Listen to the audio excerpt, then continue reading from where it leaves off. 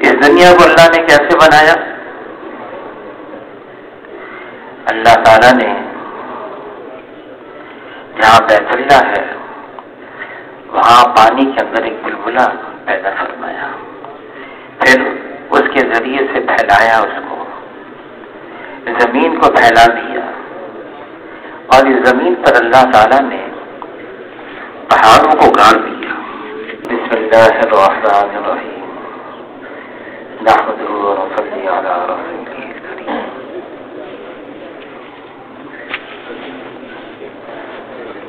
اس کائنات کو اللہ نے بنایا ہے، اللہ تعالیٰ اس کائنات کے خالق ہیں،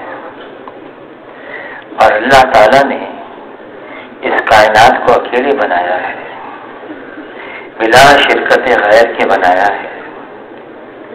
پھر اللہ تعالیٰ اس کائنات کے نظام کو بھی چلا رہے ہیں، اکیلے چلا رہے ہیں اور بلا شرکت غیر کے چلا رہے ہیں۔ یہاں پر جو کچھ ہے اللہ کی طرف سے ہے اور اللہ کر رہے ہیں۔ اس دنیا کو اللہ نے کیسے بنایا؟ اللہ تعالیٰ نے جہاں بیت اللہ ہے وہاں پانی کے اندر ایک بلبلا پیدا فرمایا، پھر اس کے ذریعے سے پھیلایا، اس کو زمین کو پھیلا دیا، اور اس زمین پر اللہ تعالیٰ نے پہاڑوں کو گاڑ دیا، سمندروں کو چیر دیا۔ اس دنیا کے اندر اس زمین پر پھر اللہ نے دریاؤں کو چلایا، آسمان سے بارش کو برسایا، ایک رات اور دن کا نظام چلایا۔ اگر تا قیامت رات کا اندھیرا ہوتا تو اللہ کے علاوہ کون جو دن کا اجالا لے آئے، اور اگر تا قیامت دن کا اجالا ہوتا تو اللہ کے علاوہ کون جو رات کا اندھیرا لے آئے۔ اللہ تعالیٰ نے بغیر ستون کے آسمانوں کو بلند کر دیا، یہ سارا نقشہ اللہ نے قائم کیا۔ پھر اللہ تعالیٰ نے اس کا بھی فیصلہ فرما دیا، اس دنیا کو ہمیشہ کے لیے نہیں رکھنا بلکہ دنیا کو ختم کرنا ہے۔ پھر اس دنیا کے اندر اللہ تعالیٰ نے طرح طرح کی مخلوقات کو بنایا ہے۔ بعض مخلوق بہت نحیف، ضعیف اور ایسی کمزور کہ آدمی تصور نہیں کر سکتا، اور بعض مخلوق اس دنیا کے اندر، اس کائنات کے اندر اللہ نے ایسی بنائی ہے، ظاہری شکل بڑی طاقتور، ظاہری شکل بڑی قوت والی، لیکن مخلوق ہے۔ جیسے مخلوق وجود میں آنے کے لیے اللہ کی محتاج ہے، ایسے ہی یہ ساری مخلوق استعمال ہونے میں بھی اللہ کی محتاج ہے۔ یہ مخلوق ساری کی ساری بنی ہوئی ہے اور بنانے والے اللہ ہیں، اور ساری مخلوق یہ محتاج ہے اللہ کی، اور اللہ تعالی اپنے کرنے میں اپنی مخلوق میں سے کسی کی بھی کبھی بھی کسی وقت بھی احتیاج نہیں رکھتے۔ اللہ خالق ہے اور باقی سب مخلوق ہیں، اور اللہ مالک ہے اور باقی سب مملوک ہیں، اور تمام کی تمام مخلوقات پر اللہ کو کلی اختیار اور کامل تصرف حاصل ہے۔ کائنات کا ذرہ ذرہ یہ اللہ کے حکم میں جکڑا ہوا ہے، ایک پتا بھی اس دنیا میں اللہ کے حکم کے بغیر ہل نہیں سکتا ہے۔ اللہ کی قوت، اللہ کی طاقت، اللہ کی قدرت اتنی زبردست ہے کہ کہ کوئی اللہ کو عاجز کر نہیں سکتا، نہ زمین پر نہ آسمان پر۔ اللہ تعالیٰ اول ہیں، اللہ سے پہلے کچھ نہیں۔ اللہ تعالیٰ آخر ہیں، اللہ کے بعد کچھ نہیں۔ اللہ تعالیٰ ظاہر ہیں، اللہ کے اوپر کچھ نہیں، اور اللہ تعالیٰ باطن ہیں، اللہ کے علاوہ کچھ نہیں ہے۔ وہ ایک ہے، اکیلا ہے، یکتا ہے، تنہا ہے۔ اللہ کا کوئی ساتھی نہیں، اللہ کا کوئی ثانی نہیں، اللہ کا کوئی سانچی نہیں، اللہ کا کوئی متوازی نہیں، اللہ جیسا کوئی نہیں، وہ وحدہ لا شریک لہ ہے۔ اس کائنات کے اندر اللہ تعالیٰ نے اپنی مخلوقات کو بنایا ہے۔ تمام مخلوقات، یہ سورج، یہ چاند، یہ ستارے، یہ پہاڑ، یہ پرندے، یہ چرندے، یہ سب اللہ کی تعریف کرتے ہیں اور اللہ کی تعریف بیان کرتے ہیں۔ اور اللہ تعالیٰ نے یہ بھی فرما دیا، وَمَا خَلَقْتُ الْجِنَّ وَالْإِنسَ إِلَّا لِيَعْبُدُونَ۔ اللہ نے جنات کو، انسانوں کو اس لیے بنایا، ان کو بھی اس لیے پیدا کیا، یہ اللہ کی عبادت کریں۔ یہ اللہ تعالیٰ نے ہمیں جو قوت گویائی عطا فرمائی ہے، اللہ تعالیٰ نے جو ہمیں علم دیا ہے، یہ دیا اس لیے ہے جس سے ہم اللہ کی تعریف کریں، ہم اللہ کو پکاریں، ہم اللہ کی طرف بلائیں۔ یہ انسان کو اشرف المخلوقات بنا دیا۔ تمام مخلوقات میں اللہ تعالیٰ نے انسان کو سب سے افضل، سب سے اعلیٰ اور سب سے اشرف بنایا ہے۔ یہ ہے اسی لیے کہ یہ اپنے رب کی، اپنے خالق کی، اپنے مالک کی، اپنے رازق کی تعریف کرے، اللہ کی طرف لوگوں کو بلائے، اللہ کو بیان کرے، بتائے ہمارا خالق اور مالک کون ہے۔ وہ اللہ ہے جو سب کچھ کر رہا ہے، اور اللہ تعالیٰ اپنے کرنے میں کسی کے پابند نہیں ہے۔ اللہ تعالیٰ کسی کی محتاج نہیں ہے، اللہ کو کسی کی احتیاج نہیں ہے۔ انسان اشرف المخلوقات ضرور ہے، لیکن اللہ تعالیٰ انسانوں کو بلا کر فرما رہے ہیں، اے انسانوں، یا ایھا الناس انتم الفقراء الی اللہ۔ اے انسانوں، تم سارے کے سارے اللہ کے یہاں فقیر ہو، محتاج ہو، ضرورت مند ہو۔ غنی تو اللہ کی ذات ہے جو سب کو دے رہا ہے۔ اس دنیا میں آنے کا یہی عنوان ہے، جس نے اپنے اللہ کو پہچان لیا، اپنے خالق اور مالک سے تعلق جوڑ لیا، گویا کہ اس نے زندگی کا مقصد حاصل کر لیا، اس کو زندگی کا مزہ آنے لگا، اس کو اللہ کی معرفت مل گئی، وہ اللہ کو پہچاننے لگا۔ اور جس انسان کے دل میں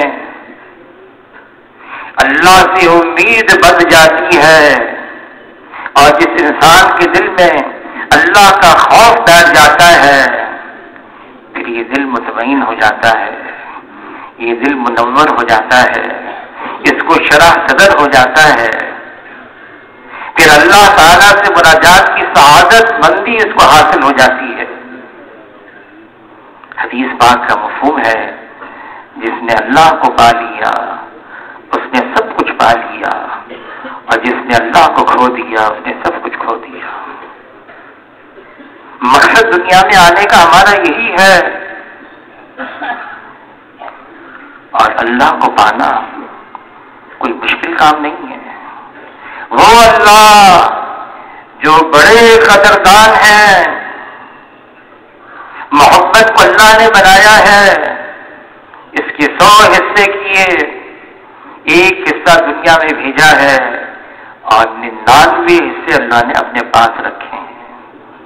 جب ساری کائنات کو بنایا اللہ نے، پھر اپنے کتاب مبین میں اللہ نے لکھا میری رحمت میرے غضب پر غالب ہے، پھر کتاب بند کر کے اللہ نے اپنے پاس رکھ دی۔ ایک بدو آیا دیہاتی حضور صلی اللہ علیہ وسلم کی خدمت میں اور پوچھنے لگا، اے اللہ کے رسول، کل کو حشر کے میدان میں حساب کون لے گا؟ حضور صلی اللہ علیہ وسلم نے فرمایا، جس کا مفہوم ہے اللہ حساب لیں گے۔ یہ بدو جھوم گیا، خوشی کے مارے کہنے لگا پھر تو ہم سب نجات پا گئے، اور جانے لگا۔ حضور نے اس کو روکا اور پوچھا کیسے؟ کہ اللہ تو کریم ہے، اور جب کریم قابو پا لیتا ہے پھر معاف بھی کر دیتا ہے۔ یہ کہہ کر جانے لگا۔ حضور صلی اللہ علیہ وسلم اس کی طرف دیکھنے لگے اور اس کا جملہ دہرانے لگے اور فرمانے لگے، یہ وہ ہے جس نے اپنے رب کو پہچان لیا۔ اللہ تعالیٰ ایسے قدردان ہے جو صرف اللہ کا نام لیتا ہے، کبھی محروم نہیں رہتا۔ چپ کے اللہ کا نام لیتا ہے، پھر اللہ بھی چپ کے اس کا نام لیتے ہیں۔ کوئی مجمع میں اللہ کا نام لیتا ہے، پھر اللہ تعالیٰ فرشتوں کے مجمع میں اس کا نام لیتے ہیں۔ جو اللہ کا ہے پھر اللہ اس کے ہیں۔ جو صرف اللہ کی طرف ایک بالشت بڑھتا ہے، اللہ ایک ہاتھ اس کی طرف بڑھتے ہیں، کوئی ایک ہاتھ اللہ کی طرف بڑھتا ہے، اللہ 2 ہاتھ اس کی طرف بڑھتے ہیں، کوئی چل کر آتا ہے، اللہ کی رحمت دوڑ کر اس کو تھام لیتی ہے۔ یہ انسان اشرف المخلوقات ہے، اس کو اللہ نے اپنے لیے بنایا ہے۔ یہ انسان، اس کو اللہ نے اپنے لیے بنایا ہے۔ پھر انسان کے اندر اللہ نے دل رکھا ہے۔ جناب رسول اللہ صلی اللہ علیہ وسلم فرماتے ہیں، انسان کے جسم کے اندر ایک گوشت کا لوتھڑا ہے، یہ صحیح ہو گیا سارا بدن صحیح ہے، یہ بگڑ گیا سارا بدن بگڑا ہوا ہے، اور یہ گوشت کا لوتھڑا انسان کا دل ہے۔ دل کا بننا کیا ہے؟ یہ دل، یہ اللہ کی تجلی گاہ ہے۔ اس دل کو پاک اور صاف رکھنا ہے۔ اللہ تعالیٰ میں کوئی کمی نہیں، کوئی کجی نہیں، کوئی خامی نہیں، یکسر اللہ تعالیٰ ہر عیب سے پاک اور صاف ہے۔ اگر یہ دل جو اللہ کی تجلی گاہ ہے، اس کو ناپاک کر دیا، مال، نقشے، چیزیں، دنیا، دل ناپاک ہو گیا۔ ناپاک دل میں اللہ نہیں آئیں گے، دل کو پاک کرنا ہوگا، اور پاک ہو گیا۔ یہ زمین اللہ کو نہیں سما سکتی، یہ آسمان اللہ کو نہیں سما سکتا، ایمان والے کا دل ہے یہ اللہ کو سما سکتا ہے۔ لیکن کب؟ ہر گندگی سے یہ دل پاک ہو۔ یہی وجہ ہے جتنے بھی انبیاء علیہ السلام تشریف لائے، آدم علیہ السلام سے لے کر جناب رسول اللہ صلی اللہ علیہ وسلم تک، ہر نبی نے آ کر انسانوں کے دلوں پر محنت کی ہے۔ یہ دل اللہ کے نور سے منور ہو جائے، یہ دل پاک اور صاف ہو جائے، نبی نے آ کر انسانوں کو پکارا، آواز دی، یا ایھا الناس قولوا لا الہ الا اللہ تفلحوا، اے انسانوں لا الہ الا اللہ کا اقرار کر لو، کامیاب ہو جاؤ گے۔ یہ لا الہ الا اللہ یہ کلمہ معرفت ہے، یہ وہ کلمہ ہے جس کے ذریعے سے یہ انسان اللہ کو پہچان سکتا ہے۔ یہ کلمہ اس کو شروع کیا ہے لا سے، انکار، نفی۔ لا، اللہ کے علاوہ جو کچھ ہے وہ اللہ کا غیر ہے، وہ اللہ کا ما سوا ہے، اور جو اللہ کا غیر ہے وہ اللہ کے بغیر کچھ کر نہیں سکتا ہے۔ مال سے زندگی نہیں بنتی، مال والوں سے زندگی نہیں بنتی، زندگی اس کی بنتی ہے جس کی اللہ بناتے ہیں۔ نقشوں سے، چیزوں سے کام نہیں بنتا، نقشے والوں سے، چیزوں والوں سے کام نہیں بنتا، کام اس کا بنتا ہے جس کی اللہ بناتے ہیں۔ عہدے، منصب، ڈگری، منصب والوں سے، عہدے والوں سے، ڈگری والوں سے عزت نہیں ملتی، عزت اس کو ملتی ہے جس کو اللہ دیتے ہیں۔ اللہ دینے پر آئے کوئی روک نہیں سکتا، اللہ بنانے پر آئے کوئی بگاڑ نہیں سکتا، اور اگر اللہ ہی روک دیں تو پھر کون ہے جو دے سکتا ہے؟ اگر اللہ ہی بگاڑ دیں پھر کون ہے جو بنا سکتا ہے؟ یہ کائنات اللہ کی ہے اور اس کا نظام اللہ چلا رہے ہیں۔ اللہ کے ساتھ تعلق جوڑنا، مال سے نہیں، نقشوں سے نہیں، چیزوں سے نہیں، اللہ کے ساتھ تعلق جوڑنا۔ ففروا الی اللہ، بھاگو، دوڑو، جلدی کرو، جس کے قبضے قدرت میں سب کچھ ہے، جو سب کچھ کر رہا ہے۔ فیصلہ تو اللہ کا ہے، حکم اللہ کا ہے، غلبہ اللہ کا ہے، ہوگا وہ جو اللہ چاہیں گے۔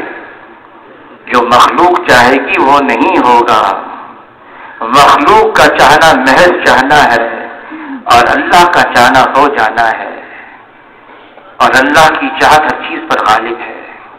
دنیا کی تمام حکومتوں پر، دنیا کی تمام سلطنتوں پر، دنیا کی تمام بادشاہتوں پر ایک اللہ کی بادشاہت ہے، فیصلہ اللہ کا ہے، حکم اللہ کا ہے۔ کوئی اللہ کے آگے حکم چلا نہیں سکتا، کوئی اللہ کے سامنے دم نہیں مار سکتا، پر نہیں مار سکتا۔ گزرے ہیں ایسے نادان قسم کے لوگ، دھوکے میں آ گئے۔ مال، نقشے، چیزیں، یہ ملک مصر میرا ہے، دریا بہ رہی ہیں میری ہیں، محلات میرے ہیں، اور کیا نعرہ لگا دیا اس نے؟ انا ربکم الاعلی، میں سب سے بڑا رب ہوں۔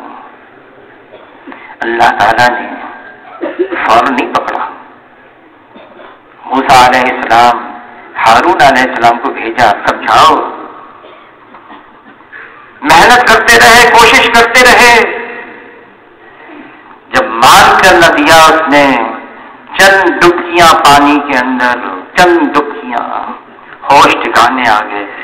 اب کہنے لگا ہاں میں ایمان لے آیا موسیٰ اور ہارون کے رب پر، میں ایمان لے آیا رب العالمین پر۔ کوئی فائدہ نہیں، پانی سر کے اوپر سے گزر چکا۔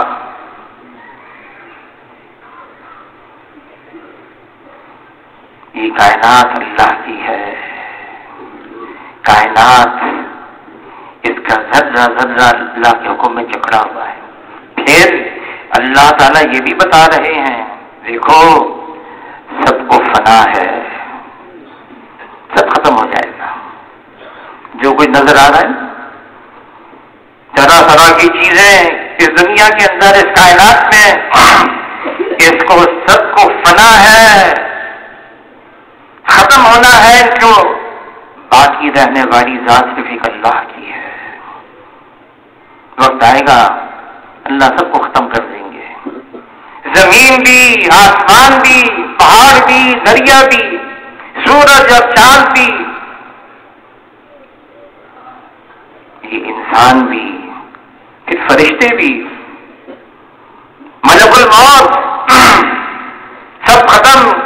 اللہ پوچھیں گے کون باقی رہا؟ اے اللہ آپ ہیں اور پھر میں ہوں۔ اللہ تعالیٰ ملک الموت کو بھی، اس کی بھی جان لے لیں گے، وہ بھی مر جائے گا۔ اللہ تعالیٰ سوال کریں گے لمن الملک اليوم، آج کس کی بادشاہت ہے؟ کوئی جواب دینے والا نہیں ہوگا، خود اللہ جواب دیں گے للہ الواحد القہار، ایک اللہ کی بادشاہت ہے۔ وہ اللہ جس نے سب کچھ بنایا ہے، اس نے محبت کو بھی بنایا ہے، اس کو اپنی مخلوق سے محبت ہے۔ الخلق عیال اللہ، یہ ساری مخلوق اللہ کا کنبہ ہے۔ پھر اللہ تعالیٰ نے اپنی تمام مخلوق سے محبت کا اظہار فرمایا، بغیر کسی حاجت کے، بغیر کسی ضرورت کے۔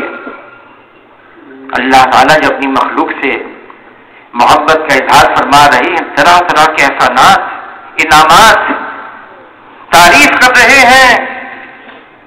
کسی کی حاجت نہیں اللہ کو، لیکن اللہ تعالیٰ یہ بتانا چاہ رہے ہیں یہ مخلوق اللہ کی ہے، اللہ نے بنایا ہے۔ پھر اللہ تعالیٰ یہ بھی فرما رہے ہیں، جناب رسول اللہ صلی اللہ علیہ وسلم کی زبانی، جو اللہ کی مخلوق سے محبت رکھے گا وہ اللہ کے یہاں بہت ہی پیارا ہوگا۔ پھر انسان، اللہ تعالیٰ نے اس محبت کے اظہار کے لیے انبیاء علیہ السلام کو بھیجا۔ پھر حضور صلی اللہ علیہ وسلم کے بعد یہ امت کو اللہ نے بنایا ہے۔ یہ حضور صلی اللہ علیہ وسلم کی امت جو سب سے آخر میں آئی ہے، یہ سب سے پہلے جنت میں جائے گی۔ کیوں؟ اللہ تعالیٰ نے اس امت کی جو تعریف بیان کی، کنتم خیر امت اخرجت للناس، اللہ نے اس امت کو انسانوں کی بھلائی اور خیر خواہی کے لیے بنایا ہے اور بھیجا ہے، نکالا ہے۔ ہماری زندگی کا عنوان اللہ کی عبادت ہے، اللہ کی تعریف کرنا ہے، اللہ کی توحید بیان کرنا ہے، اور اللہ کی مخلوق اور انسانوں کے ساتھ خاص طور سے خیر خواہی اور بھلائی کرنی ہے۔ انسانوں کے ساتھ بھلائی کیا ہے؟ انسانوں کے ساتھ خیر خواہی کیا ہے؟ یہ دنیا دھوکہ دیتی ہے، انسانوں کو اس دھوکے سے نکالنا ہے۔ حضور صلی اللہ علیہ وسلم فرماتے ہیں یہ دنیا یہ دارالغرور ہے، دھوکے کی جگہ ہے، اور جس اللہ نے اس دنیا کو بنایا ہے وہ کلام پاک میں فرما رہی ہے لعب ہے، کھیل تماشا ہے۔ حضور صلی اللہ علیہ وسلم خبردار کر رہے ہیں اس دنیا سے بچو، یہ ہاروت اور ماروت سے زیادہ جادو کرنے والی ہے۔ دنیا اس کا گھر ہے جس کا آخرت میں کوئی گھر نہیں، دنیا اس کا مال ہے جس کا آخرت میں کوئی مال نہیں، اور دنیا کے لیے وہ جمع کری جس میں ذرا بھی عقل نہیں۔ فرمائے اس دنیا کو اپنا سردار نہ بناؤ، یہ تمہیں اپنا غلام بنا دے گی۔ حضور صلی اللہ علیہ وسلم اس امت کو بتا رہے ہیں کیا کرنا ہے۔ یہ دنیا دھوکہ دیتی ہے، اس دھوکے سے اپنے آپ کو بھی بچانا ہے اور باقی انسانوں کو بھی بچانا ہے۔ دھوکے سے بچانا ہے ہمارا کام ہے۔ پہلے تو انبیاء علیہ السلام تشریف لاتے، وہ بتاتے، اب یہ امت ہے۔ فرمایا جب میری امت دنیا کو بڑی چیز سمجھنے لگے گی، اس اسلام کی ہیبت اور وقت دلوں سے نکل جائے گی۔ اس دنیا کی اللہ کے یہاں کوئی قیمت نہیں ہے۔ اگر مچھر کے پر کے برابر بھی یہ دنیا اللہ کی نگاہ میں قیمتی ہوتی، اللہ تعالیٰ کافروں کو ایک گھونٹ پانی کا نہ دیتے۔ دنیا بے قیمت۔ حضور صلی اللہ علیہ وسلم بے سر و سامانی حضور صلی اللہ علیہ وسلم کا سامان تھا۔ کسمہ کرسی حضور صلی اللہ علیہ وسلم کا سرمایہ تھا۔ فقر اور فاقہ حضور صلی اللہ علیہ وسلم کا فخر تھا۔ اگر چاہتے جناب رسول اللہ صلی اللہ علیہ وسلم اگر چاہتے جبرائیل علیہ السلام اللہ کی طرف سے پیشکش لے کر آئے، اے اللہ کے رسول آپ چاہیں آپ کو ملک النبیہ بنا دیا جائے، نبوت کے ساتھ بادشاہت دی جائے، اگر آپ چاہیں۔ ایسے نبی گزرے، سلیمان علیہ السلام، داؤد علیہ السلام، یوسف علیہ السلام کو اللہ نے حکومت دی۔ آپ چاہیں کو ملک النبیہ بنا دیا جائے، نبوت کے ساتھ بادشاہت، یا آپ چاہیں آپ کو عبد النبیہ بنا دیا جائے، نبوت کے ساتھ بندگی، دونوں میں اختیار ہے۔ حضور صلی اللہ علیہ وسلم نے جبرائیل علیہ السلام کی طرف دیکھا کہ حضور صلی اللہ علیہ وسلم فرماتے ہیں میرے دو مشیر آسمانوں پر ہیں اور میرے دو مشیر زمین پر ہیں۔ آسمانوں کے مشیر جبرائیل علیہ السلام، میکائیل علیہ السلام، اور زمین پر جو مشیر ہیں وہ ایک ابو بکر رضی اللہ تعالیٰ عنہ ہیں اور ایک عمر بن الخطاب رضی اللہ تعالیٰ عنہ ہیں۔ جبرائیل علیہ السلام کی طرف دیکھا، پیشکش آئی اللہ کی طرف سے، جبرائیل علیہ السلام نے ہاتھ نیچے کو کر لیا۔ حضور صلی اللہ علیہ وسلم نے عبد النبیہ کو پسند فرمایا۔ جبرائیل علیہ السلام مکہ مکرمہ میں عرض کیا، اے اللہ کے رسول آپ چاہیں آپ کے لیے مکے کے پہاڑ کو سونے کا بنا دیا جائے، یعنی یہ سونے کا پہاڑ جہاں آپ چلیں یہ سونے کا پہاڑ آپ کے ساتھ چلے۔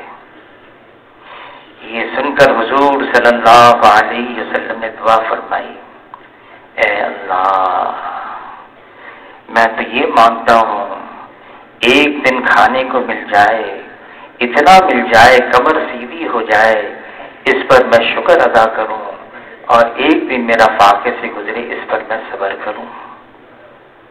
زمین آسمان کے خزانوں کی چابیاں قدموں میں رکھ دی گئیں، جناب رسول اللہ صلی اللہ علیہ وسلم کے قبول نہیں فرمایا۔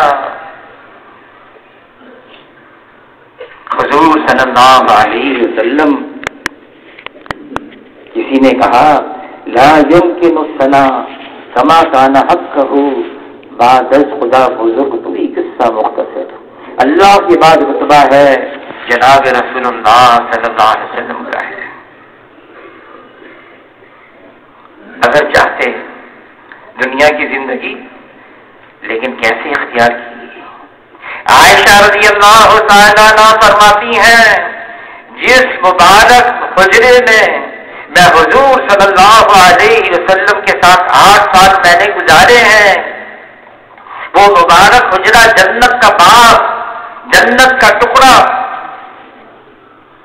عائشہ رضی اللہ تعالیٰ فرماتی اتنا چھوٹا، اتنا مختصر، ہم کھڑے ہو جاتے قریب تھا چھت ہمارے سروں کو لگ جاتی۔ اور عائشہ رضی اللہ تعالیٰ عنہ فرماتی ہیں اگر رات کو حضور صلی اللہ علیہ وسلم نماز کی نیت میں سجدے کا وقت آتا، اپنا ہاتھ مبارک میرے پاؤں پر رکھتے، میں سمجھ جاتی سجدے کا وقت آیا ہے، میں پاؤں کو سکیڑتی، حضور صلی اللہ علیہ وسلم کے لیے اس مبارک حجرے جنت کے باغ میں سجدہ کرنے کے لیے جگہ بناتی۔ کھانا کیا تھا؟ عائشہ رضی اللہ تعالیٰ عنہ فرماتی ہم ایک چاند دیکھتے پھر ایک چاند دیکھتے، پھر ایک چاند دیکھتے، 2 مہینے لگاتار، اور گھر کے اندر کھانا پکانے کے لیے آگ جلانے کی نوبت نہیں آتی، کیونکہ کچھ ہوتا نہیں تھا پکانے کے لیے۔ پھر کیسے گزر اوقات تھی؟ عائشہ رضی اللہ تعالیٰ عنہا فرماتی ہیں اسودان، 2 کالی چیزیں، کھجور اور پانی، اور فرماتی ہیں عائشہ رضی اللہ تعالیٰ عنہا یہ بھی کبھی بھی حضور صلی اللہ علیہ وسلم نے پیٹ بھر کر نوش نہیں فرمایا۔ صبح کو کچھ کھا لیتے کہ شام کو کچھ نہیں کھاتے، شام کو کھا لیتے صبح کو کچھ نہیں کھاتے، اور کب تک؟ عائشہ رضی اللہ تعالیٰ عنہا فرماتی ہیں حضور صلی اللہ علیہ وسلم کا وصال ہو گیا، رات کا اندھیرا چھا گیا، دل میں تقاضا پیدا ہوا میں حضور صلی اللہ علیہ وسلم کا چہرہ مبارک دیکھوں۔ عائشہ رضی اللہ تعالیٰ عنہا فرماتی ہیں گھر کے چراغ میں تیل نہیں تھا جلانے کے لیے، میں پڑوسن کے گھر گئی، ادھار سے تیل مانگ کر آئی، اس ادھار تیل سے میں نے گھر کے چراغ کو جلایا، پھر میں نے حضور صلی اللہ علیہ وسلم کا چہرہ انور دیکھا۔ تو کسی نے کہا اچھا اس رات ہمارے گھر میں چراغ جلانے کے لیے تیل بھی نہیں تھا؟ تو عائشہ رضی اللہ تعالیٰ عنہا فرماتی ہیں اگر تیل ہوتا تو میں بھوک کی وجہ سے پینا چاہتی۔ اس جملے سے علماء حضرات فرماتے ہیں حضور صلی اللہ علیہ وسلم دنیا سے پردہ فرما رہے ہیں اور گھر میں فاقہ ہے، سب اختیاری، گھر میں فاقہ ہے۔ وقت آیا ایک امت پر آیا، صحابہ کا دور، کیسر اور کسرا کے خزانے آ گئے، صحابہ رونے لگے۔ کسی نے کہا کیوں رو رہے ہو؟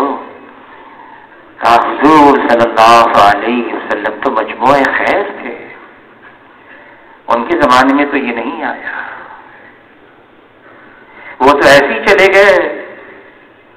ایسا نہ ہو اللہ تعالیٰ ہماری قربانیاں اور مشقت کا بدلہ دنیا میں ہی دے رہے ہوں، اس پر رو رہے ہیں۔ حضور صلی اللہ علیہ وسلم دنیا میں اس طرح سے زندگی گزار کر گئے ہیں اور امت کو ترغیب دی، ساری امت کو کن فی الدنیا کأنک غریب عابر سبیل، دنیا میں ایسے رہو جیسے مسافر، بلکہ راہ چلتا ہوا مسافر۔ ایک راستہ چلتا ہوا مسافر کیا سامان ہوگا اس کے پاس؟ سلمان فارسی رضی اللہ تعالیٰ عنہ، موت کا وقت قریب آیا، بڑی زاہدانہ زندگی گزاری۔ عمر رضی اللہ تعالیٰ نے اپنے دور میں گورنر بنایا، موت کا وقت آیا، رونے لگے کہ کیوں روتے ہو؟ ایسی زاہدانہ زندگی، نہ کوئی مال، نہ کوئی نقشے، نہ کوئی چیزیں۔ حضور کا ایک جملہ یاد آ رہا ہے، حضور نے فرمایا ہم سے، صحابہ سے، تم میں سے کوئی حشر کے میدان میں مجھ سے آ کر نہ ملے کہ اتنا مال چھوڑ کر آیا ہو دنیا میں، ایک اونٹ پر لاد دیا جائے اور اس سے زیادہ ہو۔ سالم عبداللہ ابن عمر کے صاحبزادے حرم کے اندر جو وقت کا خلیفہ تھا، اس نے دیکھ لیا، ان کے پاس آئے کہ میں آپ کی اعانت مدد کرنا چاہتا ہوں۔ تو سالم نے کہا حرم کے اندر میں اللہ کے غیر سے مانگوں؟ تو بیٹھ گئے۔ جب سالم اٹھے حرم سے باہر گئے، پیچھے پیچھے، اب تو آپ حرم سے باہر آ گئے، کہا تم میری کیا مدد کرنا چاہتے ہو؟ میری دنیا کی مدد کرنا چاہتے ہو یا آخرت کی مدد؟ کہا آخرت کی مدد تو میرے اختیار میں نہیں، ہاں دنیا کی مدد کرنا چاہتا ہوں۔ تو کہا جس کی یہ ساری کی ساری دنیا ہے، اس سے بھی میں نے کبھی یہ دنیا نہیں مانگی ہے۔ ایک بہت بڑے عالم گزرے ہیں میکائیل بن سلیمان منصور عباسی، خلیفہ وقت بن گئے، لوگ ان کے پاس آتے، ہاتھ پر بیعت کرتے، میکائیل بن سلیمان بھی آئے، ان کے ہاتھ پر بیعت کی تو منصور عباسی نے کہا آپ تو بہت بڑے عالم ہیں، بہت اہل اللہ میں سے ہیں، بزرگ ہیں، مجھے کچھ نصیحت فرمائیں۔ تو فرمایا ایسی نصیحت کروں جس کو میں نے آنکھوں سے دیکھا ہے، یہ ایسی نصیحت کروں جس کو میں نے کانوں سے سنا ہے؟ تو منصور عباسی کہنے لگے جس کو تم نے آنکھوں سے دیکھا ہے وہ مجھے نصیحت کرو۔ تو میکائیل بن سلیمان کہنے لگے عمر بن عبدالعزیز رحمۃ اللہ علیہ، ان کے 11 بیٹے تھے، جب انتقال ہوا 18 دینار ترکے میں چھوڑے، بس 18 دینار، 11 بیٹے ہیں، 4 دینار تو سے ان کی قبر خریدی گئی، باقی بیٹوں میں تقسیم ہو گئے۔ پھر میکائیل بن سلیمان کہنے لگے کہ ایک اور بادشاہ بھی گزرے ہیں، خلیفہ گزرے ہیں، اور ان کا قصہ سناتا ہوں۔ ان کا جب انتقال ہوا ان کے بھی 11 بیٹے تھے، اور ترکے میں ہر بیٹے کے لیے 10,000 دینار چھوڑ کر گئے۔ لیکن اللہ کی قسم میں نے ان آنکھوں سے دیکھا عمر بن عبدالعزیز کے ایک بیٹے کو ایک دن میں 100 گھوڑے صدقہ دیے جہاد کے لیے، اور میں نے جس نے 10,000 دینار چھوڑے بیٹوں کے لیے، ایک بیٹے کے لیے، اس کے ایک بیٹے کو دیکھا وہ دمشق کے بازار کے اندر بھیک مانگ رہا ہے۔ عمر بن عبدالعزیز جب انتقال ہونے لگا کسی نے کہا آپ نے اپنے بیٹوں کے ساتھ وہ کیا جو کسی اور نے نہیں کیا؟ کیا آپ نے ان کے لیے کچھ نہیں چھوڑا؟ کہ میں ان کے لیے تقویٰ چھوڑ کر جا رہا ہوں، اگر یہ متقی ہے اللہ متقیوں کا دوست ہے، اللہ خود ان کے لیے کفایت کر جائے گا۔ حضور صلی اللہ علیہ وسلم نے اس امت کو اعمال دیے، اعمال یہ سہارا نہیں چھوڑا، جاؤ 20 چوراہے پر نہیں، ایسے اعمال دیے ہیں اس امت کو، اگر یہ امت ان اعمال پر آ جائے۔ عمر رضی اللہ تعالیٰ عنہ جب بیت المقدس فتح کرنے کے لیے گئے تو یوں فرمانے لگے اللہ نے ہمیں عزت دی ہے اسلام کی وجہ سے، اگر اسلام کے علاوہ عزت حاصل کریں گے اللہ ہمیں ذلیل کر دیں گے۔ ہماری عزت، ہماری شرافت مال نہیں، نقشے نہیں، چیزیں نہیں، ہماری عزت اور شرافت تو حضور صلی اللہ علیہ وسلم والے اعمال ہیں۔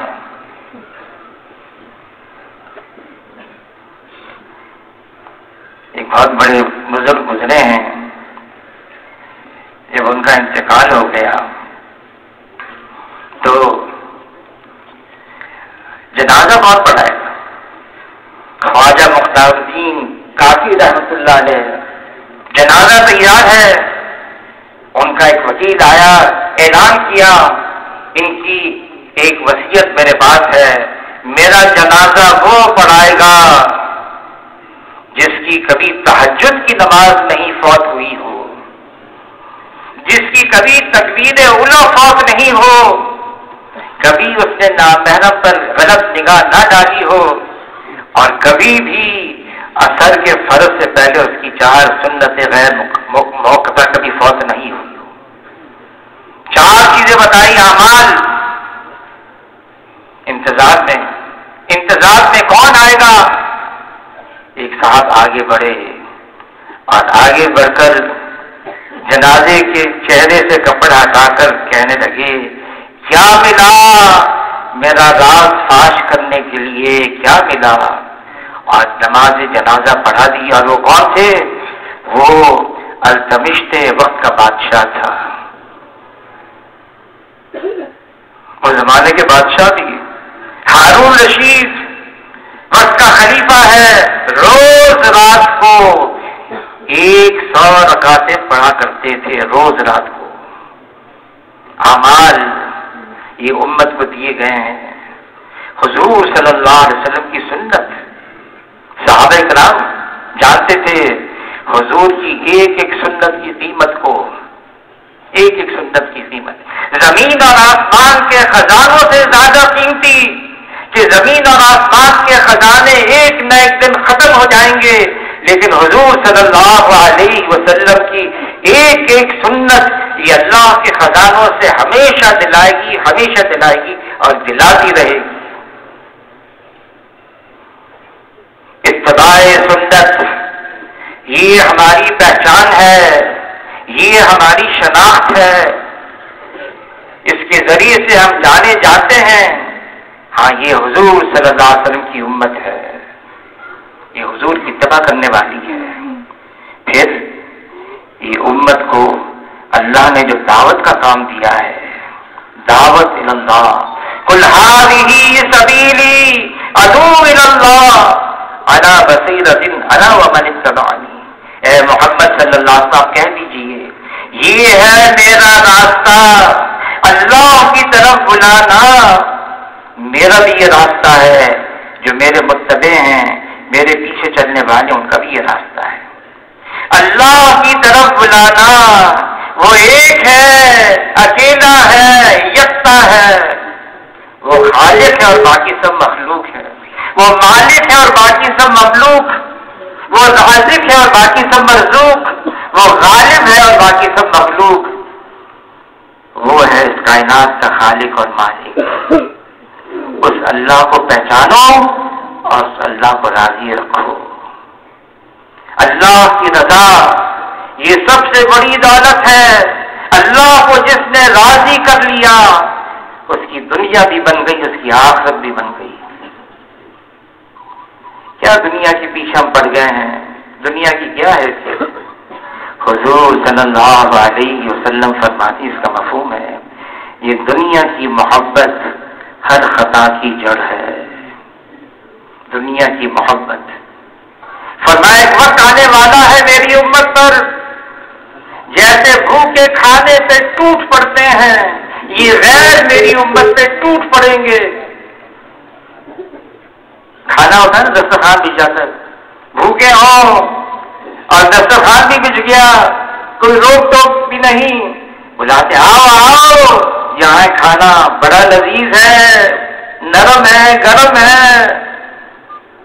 ایک دوسرے کو دعوت دیتے ہیں آ جاؤ کھانے کے. فرمایا ایک وقت آنے والا ہے میری امت پر جیسے بھوکے کھانے پہ ٹوٹ پڑتے ہیں، یہ غیر میری امت پہ ٹوٹ پڑیں گے. صحابہ کرام حیران، اے اللہ کے رسول کیا اس وقت مسلمان تعداد میں تھوڑے رہ جائیں گے؟ فرمایا نہیں، تعداد میں ہوں گے بہت زیادہ، لیکن ان کی حیثیت سمندر کے جھاگ کی طرح ہو جائے گی.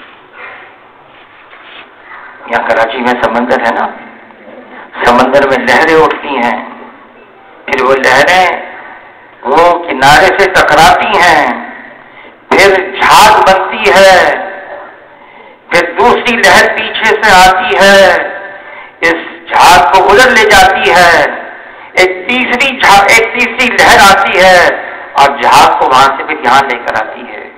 وہ سمندر کی جھاگ سمندر کی لہروں کے رحم و کرم پر ہوتی ہے. صحابہ کرام نے عرض کیا اللہ کے رسول ایسا کیوں ہوگا؟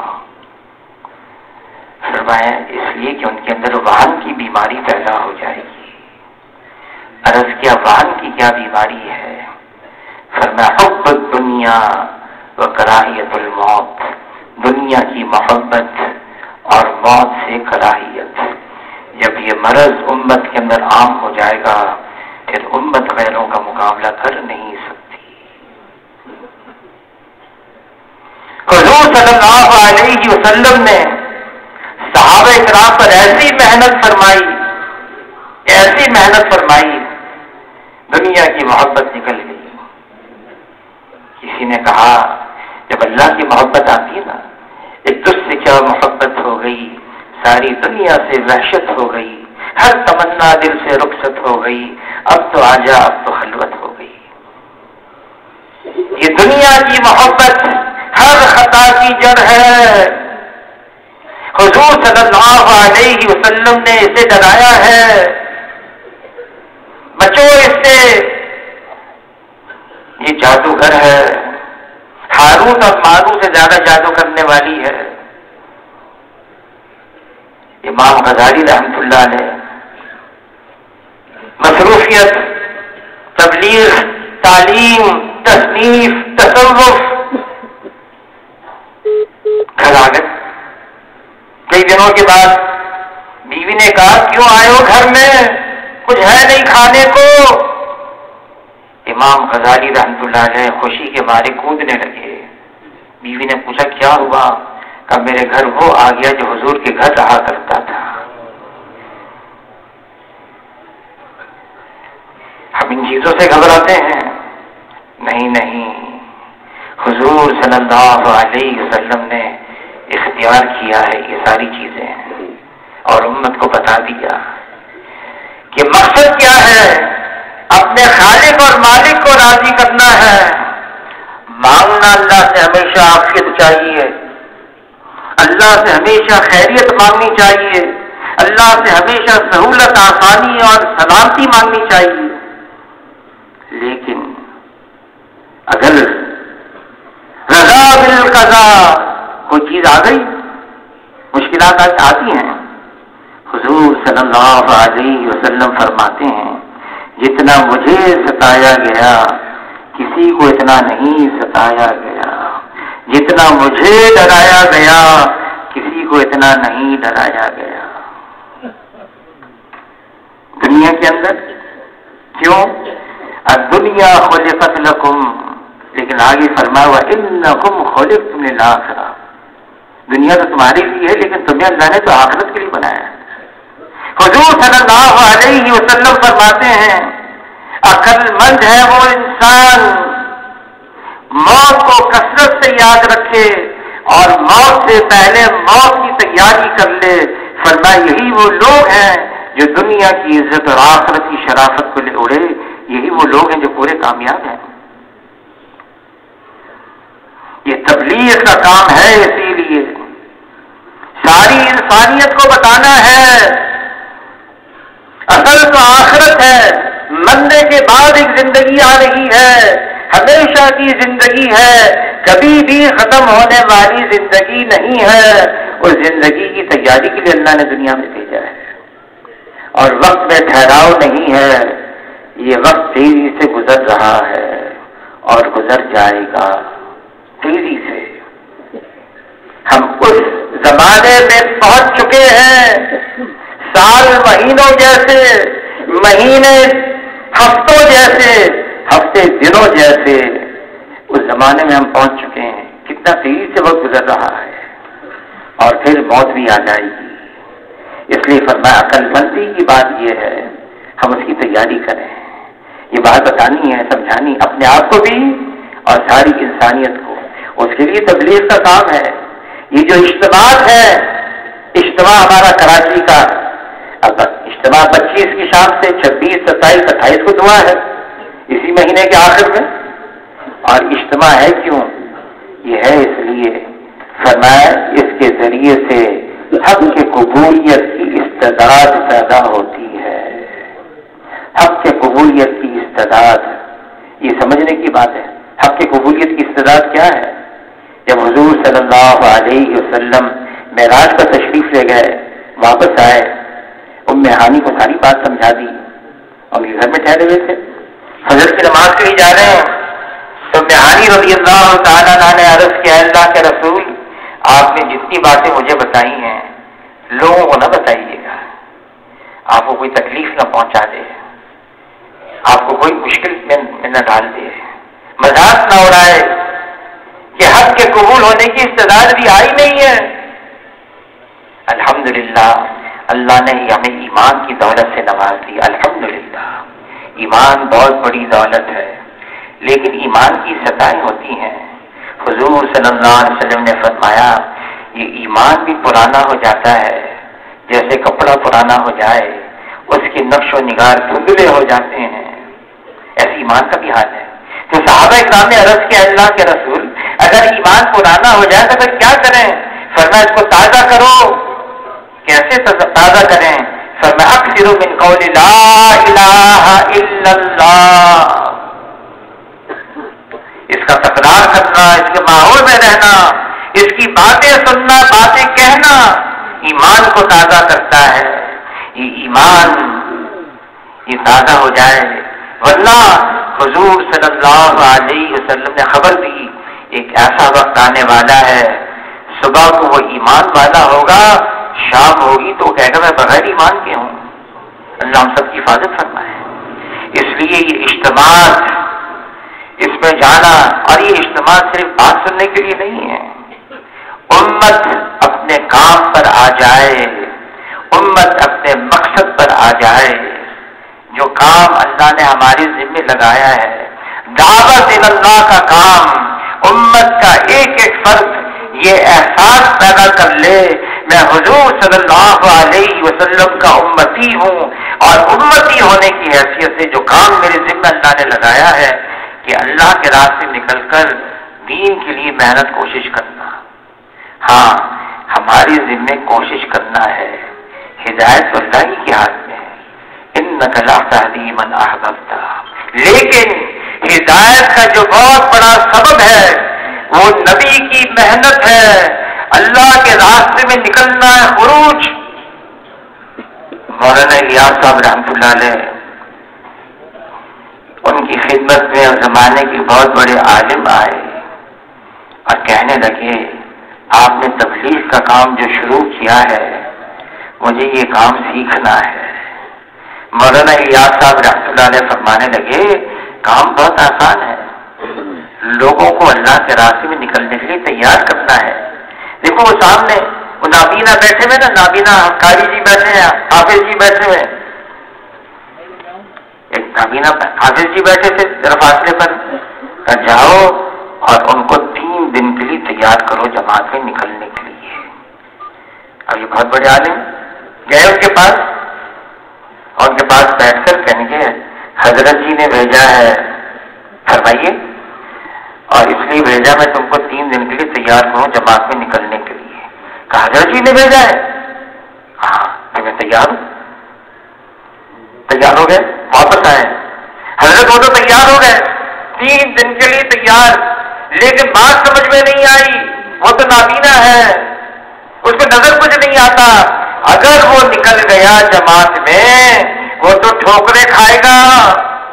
انسان ہے، ضروریات ہے، مسجد ہے، مسجد سے باہر جانا ہے، وہ تو بیچارہ ٹھوکریں کھائے گا. یہ بات سمجھ میں نہیں آئی. مولانا الیاس صاحب رحمۃ اللہ نے فرمایا میں یہی چاہتا ہوں وہ اللہ کے راستے میں نکلے، ٹھوکریں کھائے، پھر اللہ کو پیار آئے، اللہ کو رحم آئے، پھر اللہ ہدایت کے فیصلے فرما دے. انتظامی چلوں سے مولانا یوسف کاندھیگی رحمۃ اللہ علیہ فرمانے لگے انتظامی چلوں سے فائدہ ہوگا، ثواب ہوگا، اثر بھی پڑے گا، لیکن باطل کی جڑیں کھوکھلی ہو جائیں یہ تو قربانی کے چلوں سے ہوگا. حالات سازگار نہیں، آدمی پھر بھی پوری کوشش کر کے نکلے. انفروا خفافا وثقالا، نکلو اللہ کے راستے میں، ہلکے ہو یا بوجھل ہو نکلو. ہمارے بڑوں نے ہمیں ہدف دیا ہے 4000 جماعتیں دینی ہیں، چلے 3 چلے کی، 30 جماعتیں ملکوں کی دینی ہیں، 30 جماعت اندرون ملک کی دینی ہے. اور حضرات نے ہم پر اعتماد کیا ہے. کراچی یہ تو بہت بڑا شہر ہے، شہر کے ملک ہے، کئی ملک ہیں اس میں تو، اور یہ امت ہے. یہ کام ایسا ہے تبلیغ کا کام، اس سے امت پناہ ظاہر ہوگا. یہ امت کوئی قوم کا نام نہیں، خاص قوم یہ امت نہیں، کوئی خاص علاقے والے، خاص زبان والے، خاص طبقے والے نہیں. یہ مختلف قوموں والوں سے، علاقے والوں سے، زبان والوں سے یہ امت بنی ہے. کیسے بنی ہے؟ فرمایا میری امت جسد واحد کی طرح سے ہے، ایک جسم کی مانند ہے. حضور کے زمانے میں صہیب رومی ہیں، سلمان فارسی ہیں، بلال حبشی ہیں، کوئی اوس قبیلے کا ہے، کوئی خزرج قبیلے کا ہے، کوئی مہاجر ہے، کوئی انصار ہے، سب اکٹھے اور ایک ہیں۔ اجتماعیت دی گئی اس امت کو، اکٹھا رہنا دیا گیا، اور اللہ نے خبردار کر دیا، دیکھو لڑنا نہیں، جھگڑنا نہیں، ورنہ کم ہمت ہو جاؤ گے، تمہاری ہوا اکھڑ جائے گی۔ ابھی تبلیغ کا کام ہے، موقع بھی آ گیا، ہمیں نکلنا بھی ہے اللہ کے راستے میں۔ ہر مسجد سے جماعتیں تیار ہو جائیں، چلے تین چلے کی جماعت، ملکوں کی جماعت۔ اور یہاں تو ہر مسجد والوں نے ارادہ کیا ہم اجتماع سے پہلے بھی جماعتیں دیں گے، اجتماع پر بھی جماعتیں دیں گے۔ تب اس کے لیے فرمائیں کون کون ساتھی اس کے لیے تیار ہیں؟ 4 مہینے کے لیے، سال کے لیے، 7 ماہ کے لیے، ملکوں کے لیے، فرمائیں گے اس کے لیے